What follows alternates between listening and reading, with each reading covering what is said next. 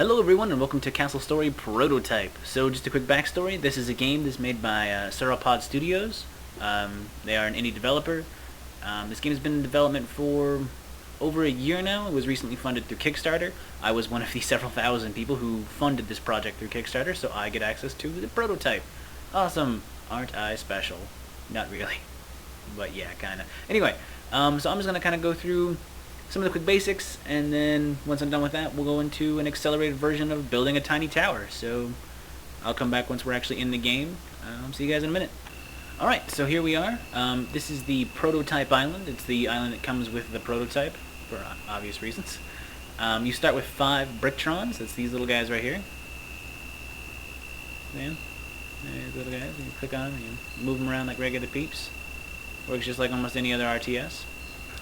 Just a couple of quick things. You control the camera, or if you have the prototype and you're watching this for tutorials for some reason, you control the camera with holding down the spacebar, and as you can see it lights up this little thing right here. Actually, I'm going to go ahead and turn off the day-night cycle for now.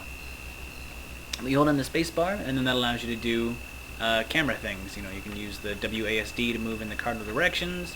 You right-click to rotate the camera. You zoom in and out with the middle mouse wheel. Something else, though, is that there is a center point that your camera rotates around, as you can see. It's that little thing right there.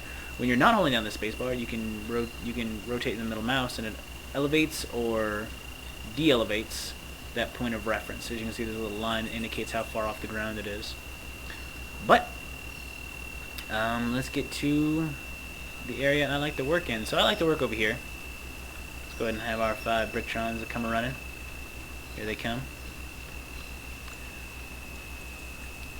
So this is as good a spot as any to operate on. So in order to, right now the only thing you can really do in the prototype is build, you know, stuff. You can build stuff. And the way you do that is with stone and lumber. So you can get lumber fairly easily. You just, select the bricktron, you right click on a tree, and he runs over and he chops it down. Now this can be kind of handy, but it can also be kind of tedious because you have to micromanage and make sure that you click on every tree and blah blah blah. So what we want to do is we want to utilize these control groups down here at the bottom. So right now none are highlighted because we haven't created any, but there's the general control group. You just click on it and it has all 5 of your brickrons. But then there's also construction, mining, and lumber, or logging as this is called. But if you mouse over it, it says lumber. So what we want to do is when we have lumber selected, we want to go ahead and select lumber zone, and just click anywhere where there's a large density of trees. We'll go ahead and do right here. Why not? So as you can see, that creates a new control group. So we want to select it, and if you click on this little sword, it'll have a radius around it and the number of trees selected, and on and on and on. And I guess it's not working because it is on an incline, and that's depressing. So let's go ahead and click. Let's go ahead and create another one. We'll go ahead and put it right here. Still no trees. Okay. How about this one? This one's got some trees in it. Alright. Bangarang. So we want to go ahead and increase the radius around the circle to bring up the number of trees. So let's go ahead and put it at 20. We'll do 35. That'll be a pretty good number. So this control group that doesn't have anyone in it, we want to go ahead and erase it because it's not doing us any favors. And we'll go ahead and select Momo and put him into this control group. So what he'll do is Momo will go and chop down trees in this radius and pick up any fallen logs and put them into a stockpile.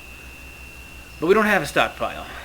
So what we want to do is go ahead and click on the construction control group, and it brings up all the things that we can currently build. So we want to go ahead and put down some stockpiles. Let's just zoom in. Let's go ahead and put down for lumber. Well, right now Momo's over here, but our lumber stockpile is actually going to be.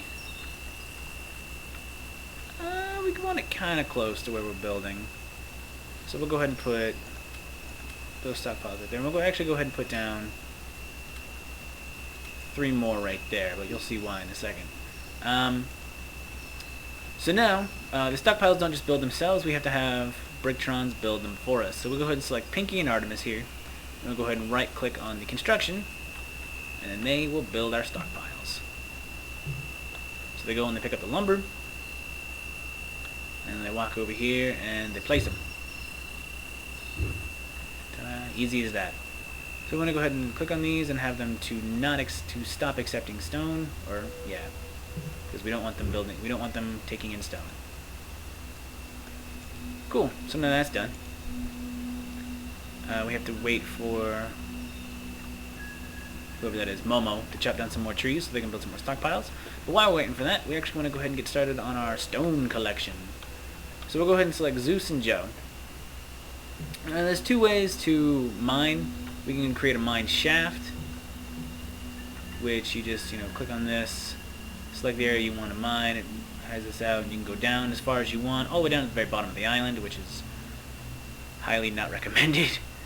But once you have your depth, then you left click to select it, and then you can right click to orientate the stairs in any of those 8 things. And that's not really super important, but I mean it kind of helps. Like if we want the stairs right here because the stockpiles are right there, but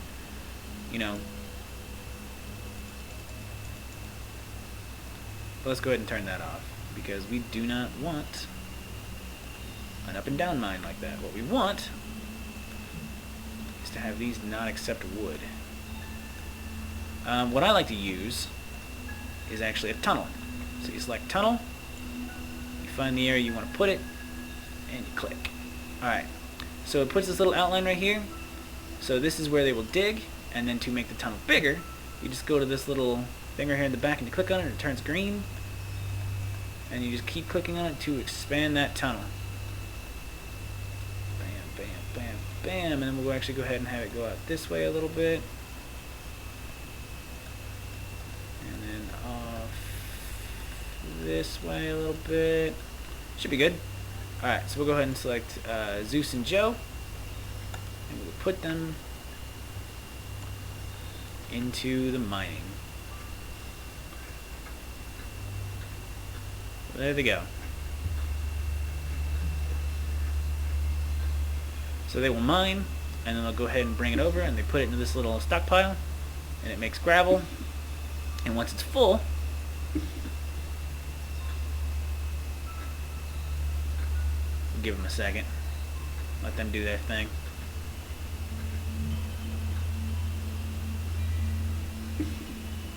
One more bag should do it. There we go. Alright, so once it's full, they make this. And then these are the bricks that we will use to build our tower. Which, by the way, I'm only going to build a tower. I'm not going to do a full castle. But, whatever. You'll see that in a second. The other thing one last thing I want to briefly bring up before I go into overtime is, alright, if you saw that real quick. So you notice he dumped him off, but he still has a bag. Now, the reason why that is because normally when they destroy terrain, they collect stone, but every once in a while, you will come across, let me see if I can find any, here we go, these blue stone right here, see them? So those blue stone, they have a purpose in the game. I imagine that it will be expanded upon as they, continue to add more features, but right now the only thing it's really used for is taking up the pack and filling up these little barrels. So we'll actually go ahead and make a couple of these.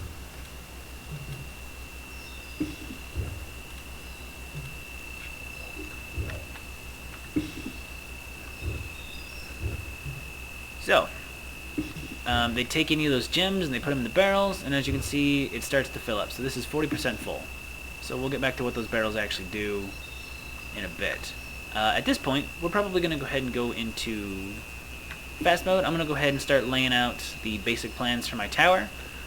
As with any games that I play, I like to emphasize that everyone has their own style. If you do have the prototype, and you have a different way of building a tower, that's perfectly fine. If you want to steal mine, it's perfectly fine too. I don't really care.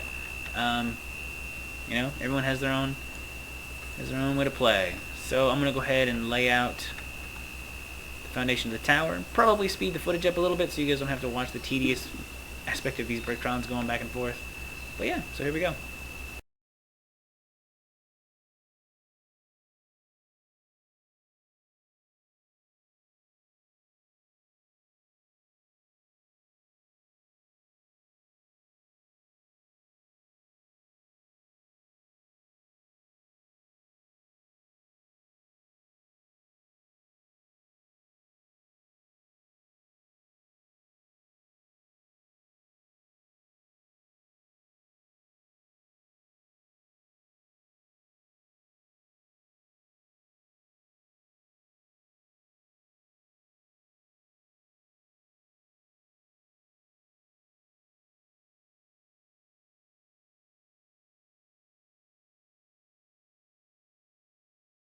Alright, so that has been my simple two-story tower. I could have ended after one, but you know, as you saw, the second story was basically exactly the same, just rotated about. You can actually keep going all the way up for as many as you want. Just kind of keep building this bastard up. You can also have openings in it, and then have like walkways between other towers. You can do all kinds of creative stuff if you put your mind to it. And apparently, this mine is causing this whole thing to collapse, which I did not see before. But yeah, so this has been Castle Story. If you'd like to see another time lapse of me building a full-fledged castle, you know, let me know. It would be something I wouldn't mind doing as a project, I guess. But yeah, it'd be pretty interesting to see. I might just do that anyway. But anyway, thank you very much for watching, and join me next time.